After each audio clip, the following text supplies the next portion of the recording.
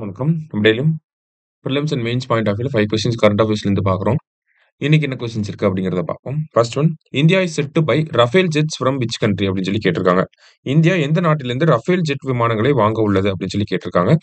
So நம்ம பிரான்ஸோட Dassault aviation அப்படிங்கிற நிறுவனத்துக்கிட்ட இருந்து தான் இந்த ரஃபேல் விமானங்களை வாங்க போறோம். சரிங்களா? டசால்ட் ஏவியேஷன் எங்க இருக்குன்னா பிரான்ஸ் கிட்ட இருந்து. ஓகேங்களா? ஆல்ரெடி இனிஷியலா பார்த்தீங்கன்னா ஒரு 36 ரஃபேல் விமானங்களை நம்ம ஏர்ஃபோர்ஸ்க்காக வாங்கி கொடுத்துருப்போம். சரிங்களா? இப்போ 26 ரஃபேல் விமானங்கள நேவிக்காக வாங்கும். சரியா? ஸோ அதான் அந்த நியூஸோட பின்னணி. சரியா? கேள்வியோட பின்னணி. அடுத்தது, சிப்ரி ரிப்போர்ட்ட வச்சு கேட்டிருக்காங்க. In terms of military expenditure America is ranked first in the world.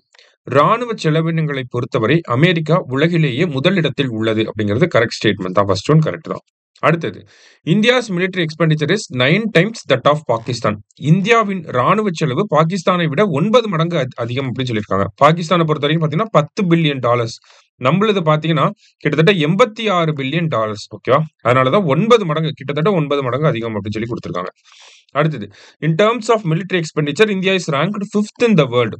அதாவது ராணுவ செலவினங்களை பொறுத்தவரை இந்தியா உலகில் 5வது இடத்தில் உள்ளது. முதல் இடத்துல அமெரிக்கா, கரெக்டா? 2வது இடத்துல சைனா, 3வது இடத்துல பாத்தீங்கன்னா நமக்கு ரஷ்யா 3வது இடத்துல. இவ்வளவு நாள் நம்ம தான் 4th ரேங்க்ல இருந்தோம். இப்போ 4th ரேங்க்ல ஜெர்மனி வந்திருக்காங்க. சரியா? Germany 4th, India 5th rank. சரியா? சோ 3மே கரெக்ட் தான். ஆல் ஆர் கரெக்ட் அப்படிங்கிறது கரெக்ட் ஆன்சர். அடுத்தது, article 93 of the constitution deals with the post of deputy speaker of Lok Sabha. அரசியலமைப்பின் 93வது பிரிவு மக்களவையின் துணை சபாநாயகர் பதவி பற்றி கூறுகிறது. சோ ஸ்பீக்கர், டெபுட்டி ஸ்பீக்கர் ரெண்டுமே பாத்தீங்கன்னா ஆர்டிகல் 93 தான் வரும். சரிங்களா? இதுவே ஸ்பீக்கர் பத்தி நம்ம அசம்பிளியோட ஸ்பீக்கர் அப்படின்னா ஆர்டிகல் 178 வந்துரும். சரிங்களா? செகண்ட் ஸ்டேட்மெண்ட் பாருங்க. the post of deputy speaker has been vacant since 17th Lok Sabha. 17வது மக்களவையில இருந்து துணை சபாநாயகர் பதவி காலியாக உள்ளது அப்படின்னு சொல்லி கொடுத்திருக்காங்க. அதாவது 2019 இருந்து இப்போ வரைக்கும் பாத்தீங்கன்னா 2024 வரைக்கும் பாத்தீங்கன்னா டெபுட்டி ஸ்பீக்கர் அப்படிங்கிற பதவி காலியா தான் இருந்துச்சு. அதுக்கப்புறமா 18வது லோக்சபா தேர்தல் நடந்த பிறகும் பாத்தீங்கன்னா இப்போ வரைக்கும் டெபுட்டி ஸ்பீக்கர் அப்படிங்கிற அந்த பதவியை ஃபில் பண்ணாம தான் வச்சிருக்காங்க. அதனாலதான் has been vacant since 17th Lok Sabha அப்படின்னு சொல்லி கொடுத்திருக்காங்க. ரெண்டுமே கரெக்ட் தான். போத் கரெக்ட் அப்படிங்கிறது தான் கரெக்ட் ஆன்சர். சரியா?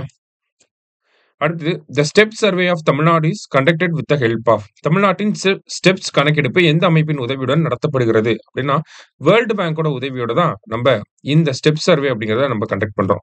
2 சர்வே வந்திருக்கு. ஃபர்ஸ்ட் சர்வே 2019-20 வந்திருக்கும். 2வது சர்வே 2023-24 சர்வேவும் வந்துருச்சு. சோ இது பாத்தீங்கன்னா நான் கம்யூனிகபிள் டிசீசஸ் எதனால ஏற்படுது அப்படிங்கிற அந்த ரிஸ்க் ஃபேக்டர்ஸை ஸ்டடி பண்ணுவாங்க. சரியா? இந்த ஸ்டெப் சர்வேல. ஓகேவா? சோ வேர்ல்டு பேங்கோட சேர்ந்து நம்ம பண்றோம். அடுத்தது, world intellectual property day is observed on அப்படின்னு சொல்லி கேட்டிருக்காங்க. உலக அறிவுசார் சொத்துரிமை தினம் என்று அனுசரிக்கப்படுகிறது அப்படின்னு பாத்தீங்கன்னா ஏப்ரல் 26. சரியா? இந்த வருஷத்துக்கான தீம் என்ன அப்படின்னு பாத்தீங்கன்னா மியூசிக் அண்ட் இன்டெலெக்சுவல் ப்ராப்பர்ட்டி அப்படிங்கிறது தான் இந்த வருஷத்துக்கான தீம். சரியா? இன்னைக்கு 5 கொஸ்டின்ஸ் பார்த்திருக்கோம். தேங்க்யூ.